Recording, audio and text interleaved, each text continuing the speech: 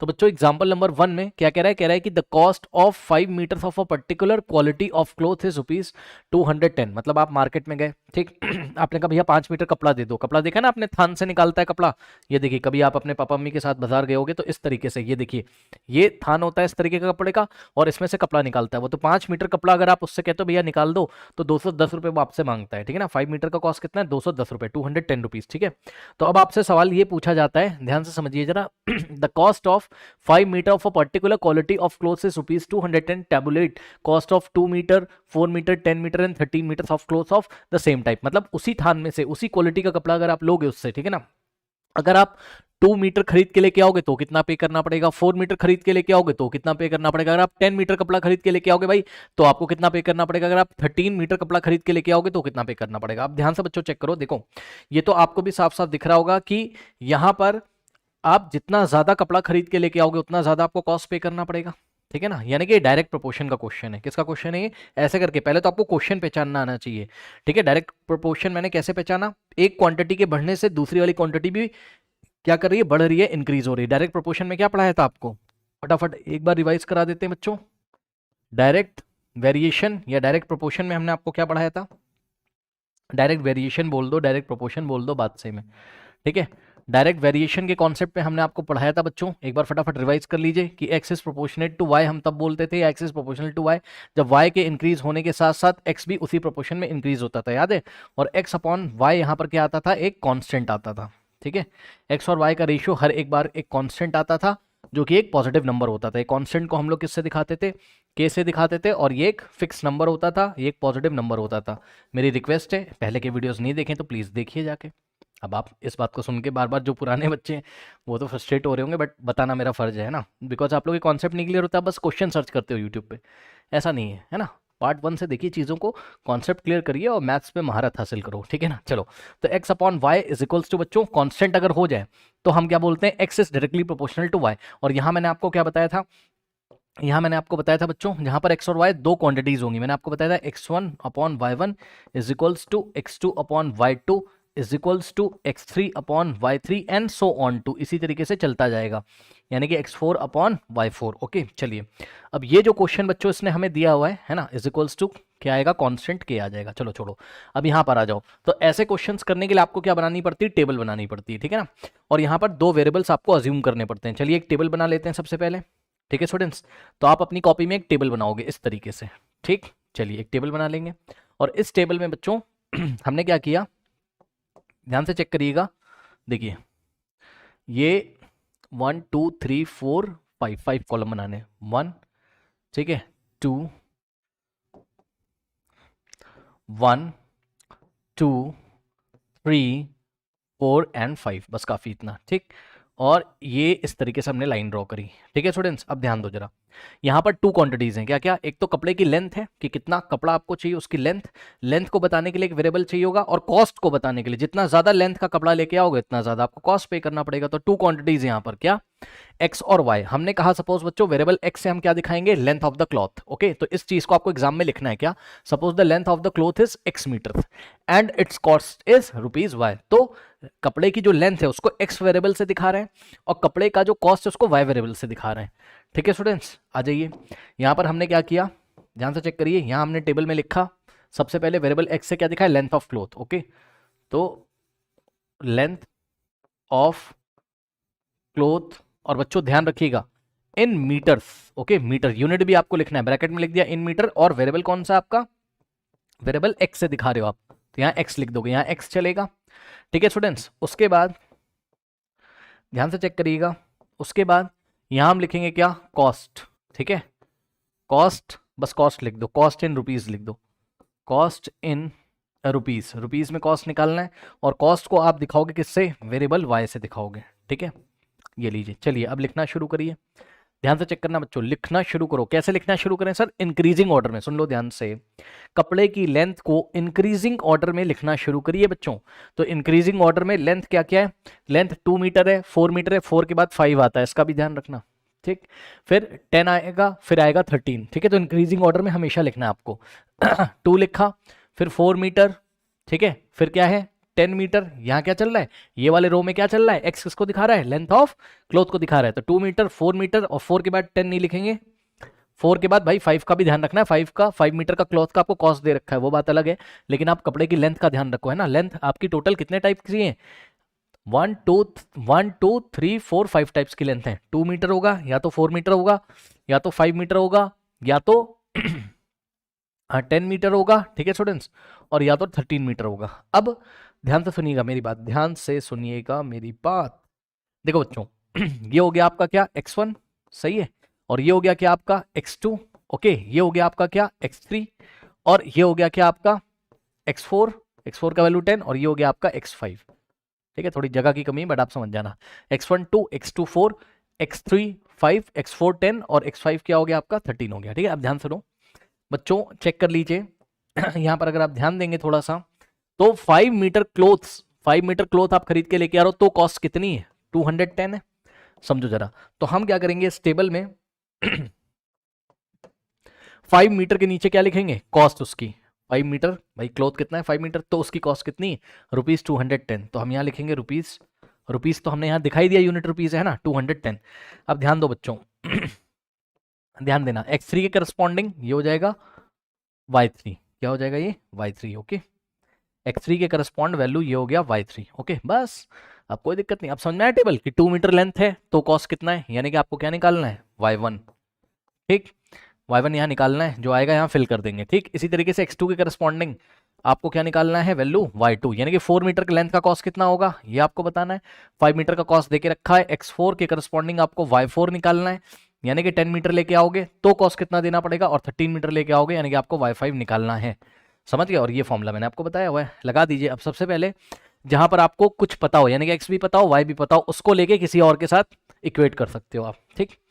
तो देखो बच्चों, आप कैसे भी कर सकते हो, अगर आपने हमारे वीडियोस देखे होंगे आप कैसे भी कर सकते हो, आप भाई कुछ भी कर दो, आप x1/y1 को उठा के x3/y3 के इक्वल रख दो, ठीक। फिर देखो मैं बता रहा हूँ, सबसे पहले आप ऐसा करो, समझो ये सारी वैल्यूज इक्वल होती है ना, x1/y1 x2/y2 x3/y3, भाई किसी भी रेशियो को किसी भी के भी इक्वल रख दो आप, x1/y1 को मर्जी है तो x3/y3 के इक्वल रख दो, जिससे आपका काम बन जाए, ठीक। x2/y2 को आप x4/y4 के इक्वल रख दो, किसी को भी किसी से इक्वेट कर सकते हो, x1/y1 x2/y2 आप कर सकते हो, लेकिन कब क्या करना है इस बात का आपको ध्यान रखना है।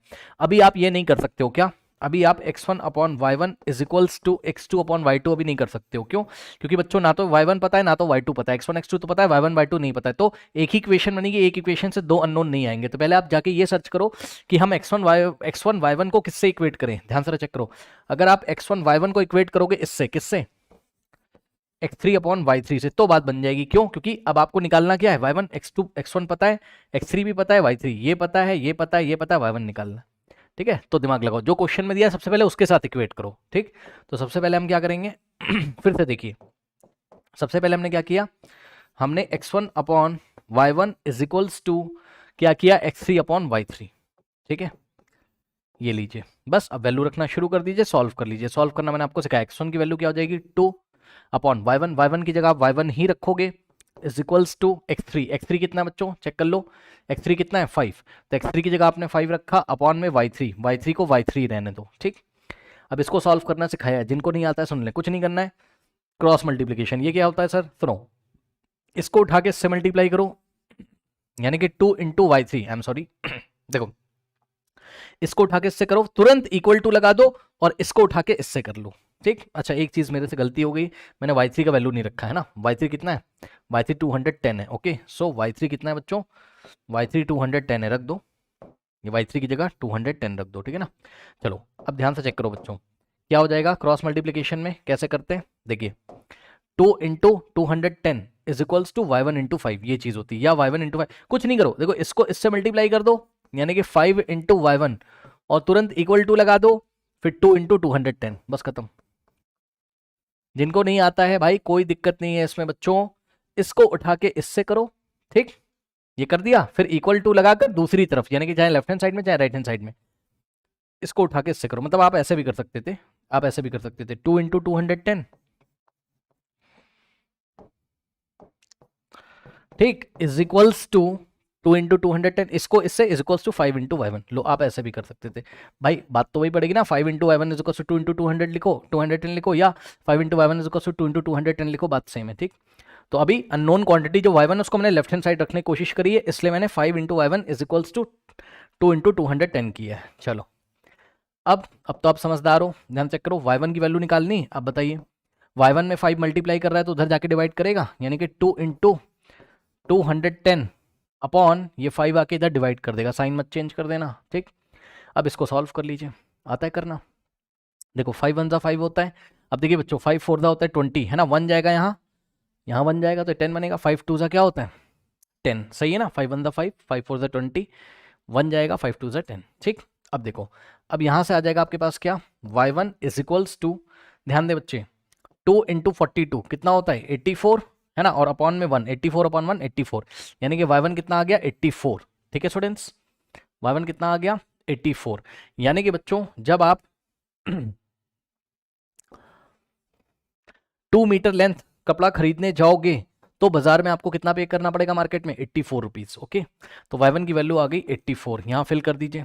ठीक है स्टूडेंट्स, ओके नाउ अब आपको क्या निकालना है, y2 निकालना है। ठीक, तो अब आपकी मर्जी, अब आप x1 upon y one x2 upon y2 आप कर सकते हो, क्योंकि x1 पता है, y1 पता है, x2 पता है, y2 आपको निकालना है। ठीक है, इतना कर लीजिए, पहले इतना कर लीजिए स्टूडेंट्स, कर लीजिए बच्चों फटाफट।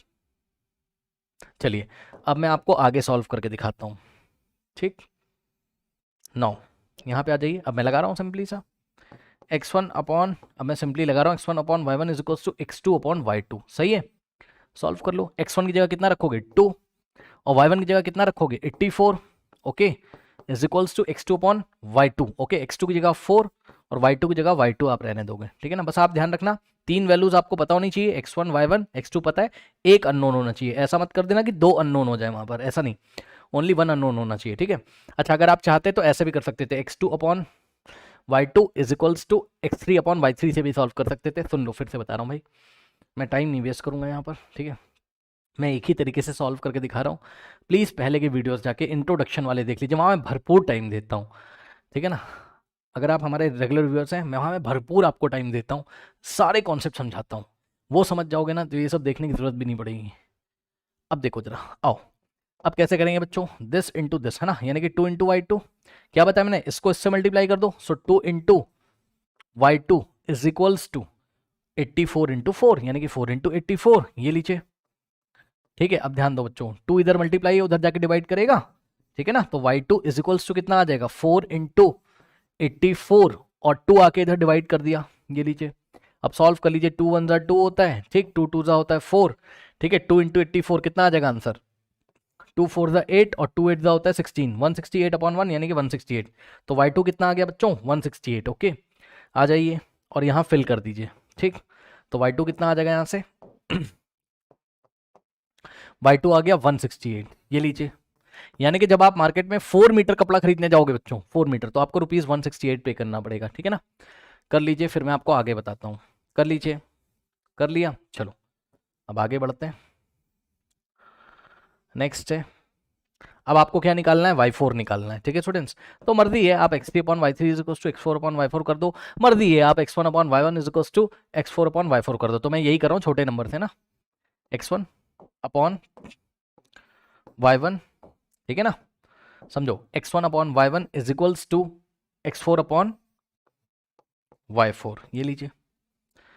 आप ऐसा भी कर सकते हैं, this upon this is equals to this upon this, जिसको जिसके साथ करना हो इक्वेट कर सकते हो आप। ठीक है, चलो x1 कितना है बच्चों 2, तो x1 की जगह आप 2 लिखोगे, अपॉन में y1 कितना है 84, तो y1 की जगह 84 लिखा, इज इक्वल्स टू x4 की जगह क्या लिखोगे, चेक कर लो, x4 की जगह 10, तो x4 की जगह 10 और डिवाइडेड बाय y4 को y4 रहने दो।